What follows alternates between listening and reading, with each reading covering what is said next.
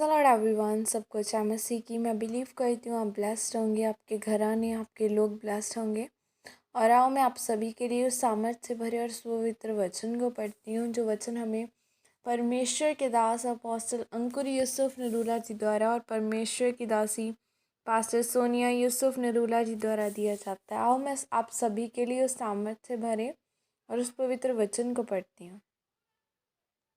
सच्ची आराधना कैसे करें?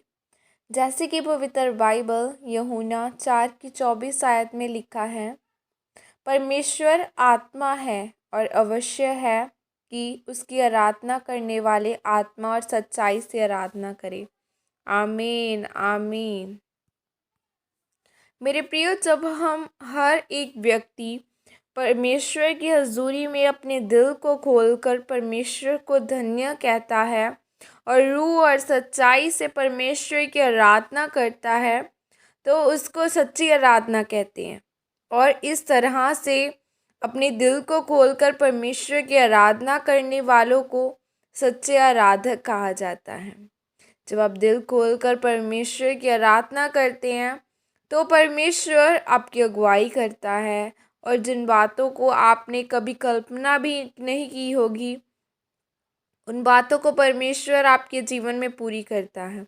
जिस तरह बाइबल में यिर्मयाह 29:11 में लिखा है कि क्योंकि यहोवा की यह वाणी है कि जो कल्पनाएं मैं तुम्हारे विषय में करता हूँ उन्हें मैं जानता हूँ, वे हानि की नहीं वरन कुशल ही की हैं, और अंत में मैं तुम्हारी आशा पूरी करूँगा। आमीन।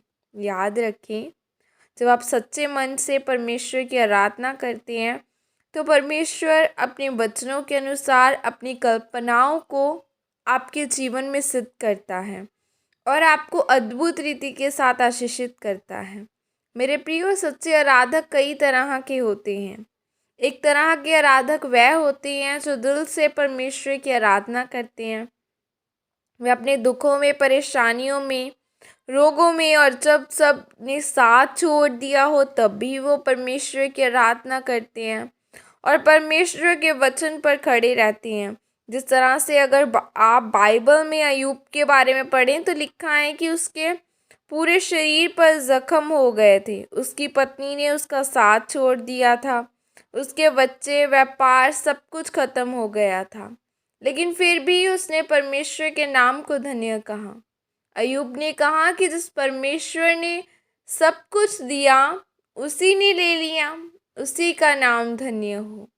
सच्ची आराधना करने के कारण परमेश्वर ने उसको वह सब दिया जो उसने खो दिया था, 2 गुना करके वापस दिया, क्योंकि अपने दुखों में भी उसने परमेश्वर को धन्य कहा। दूसरी तरह के सच्चे आराधक वह हैं जो अपने जीवन की निराशाओं में भी परमेश्वर के नाम को धन्य कहते हैं, परमेश्वर के वचन पर अड़े और खड़े रहते हैं। जब आप बाइबल में रूत के बारे में पढ़ते हैं तो आप जानते हैं कि जब रूत का पति मर गया तो किस तरह से उसने अपने आप को परमेश्वर के वचन पर खड़ा रखा।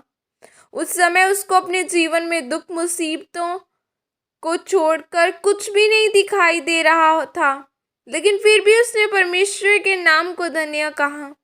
इसीलिए एक दिन परमेश्वर ने उसे आशीषित किया और एक परमेश्वर का भय मानने वाले जन के साथ उसकी शादी हुई और उसका नाम प्रभु यीशु मसीह की वंशावली में शामिल हुआ। उसी तरह से आज आपको भी परमेश्वर की सच्ची आराधना करनी है। जैसे अय्यूब और रूत ने अपने जीवन के दुख परेशानियों में परमेश्वर की आराधना की और परमेश्वर के नाम को धन्य कहा। इस तरह का जीवन व्यतीत करने वालों को परमेश्वर हमेशा ऊंचा और आशीषित करता है। आमीन। यह प्रार्थना आपके द्वारा की जाए। सर्वशक्तिमान परमेश्वर, मैं इस वचन के लिए पिता आपका धन्यवाद करती हूँ और परमेश्वर अपना अनुग्रह मुझ पर करे ताकि मैं अपने जीवन के हर दुख परेशानी में आपकी आराधना कर सकूं और आपके नाम को धन्य कह सकूं। प्रभु यीशु मसीह के सामर्थ्य नाम में मांगती हूँ। आमीन आमीन। हालेलुया। और जैसे रूत खड़ी रही, उसका पति मर गया लेकिन वो अड़ी और खड़ी रही, उसे बिलीव था, उसने कहा परमेश्वर तुझे दे चाहे ना दे तो भी तू हमारा परमेश्वर। आज बहुत कम लोग हैं, आज कुछ महीने उनकी लाइफ में न टेस्टिमनी आए तो वो कुड़कुड़ाने लग जाते, पीछे हट जाते हैं कि हमारे लाइफ में ये क्यों नहीं हुआ। आपका जैसा बिलीव है आपके साथ वैसा ही होगा। इसीलिए अड़े और खड़े रहें, खुदा के वचन पर भरोसा रखें, क्योंकि जब आप अड़े और खड़े रहेंगे तो खुदा अपने आप न्यू वेज ओपन कर देगा। अड़े और खड़े रहना, चाहे कितनी भी मुसीबत आए, दुख आए, लेकिन परमेश्वर के वचन पर खड़ना है कि उसका वचन क्या कहता है। हालेलुया। खुदावन आपको समझ दे, आपको आगे बढ़ाए, सुसमाचार का आत्मा दे। God bless you all. Praise the Lord. जय मसीह की सबको।